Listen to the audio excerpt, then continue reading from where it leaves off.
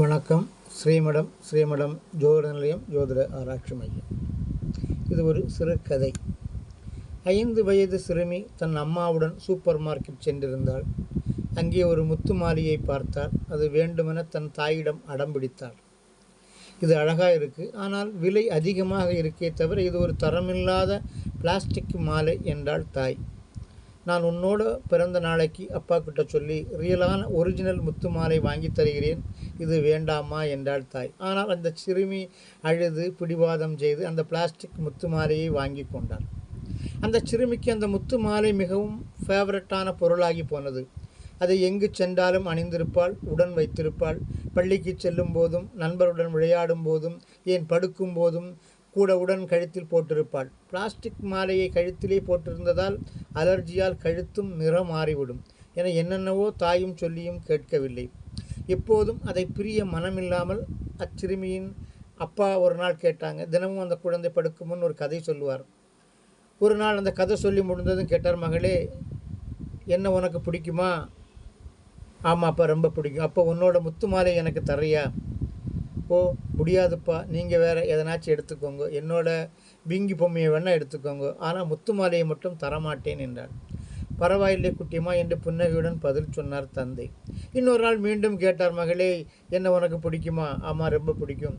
அப்போ உன்னோட முத்து மாலையை எனக்கு தரையா? மீண்டும் கேட்டார். ஓ, முடியாதுப்பா, நீங்கள் வேறு எதனாச்சும் எடுத்துக்கோங்க, வேணாம்னா என்னோட குதிரை பொம்மையை எடுத்துக்கோங்க, முத்து மாலையை மட்டும் கேட்காதீங்கப்பா ப்ளீஸ், அதை மட்டும் நான் தரமாட்டேன் என இந்த முறையும் அழுத்தமாக மறுத்தாள் அந்த சிறுமி.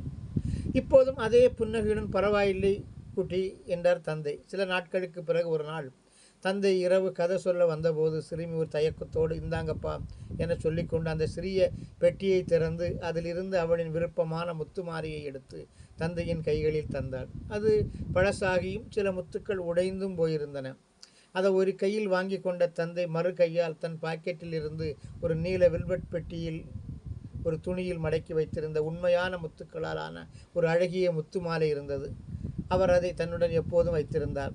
குழந்தை தன் மலிவான மாலையை தருவதற்காக காத்திருந்தார். அவர் அதை தந்தவுடன் அந்த உண்மையான மாலையை கொடுத்தார். இதை உனக்கு தருவதற்காக தாண்டா குட்டி நான் தினமும் இந்த பிளாஸ்டிக் மாலையை கேட்டேன் என்றார் தந்தை. இந்த தகப்பன் யாரும் அல்ல, நம் எல்லோரையும் படைத்த இறைவன்.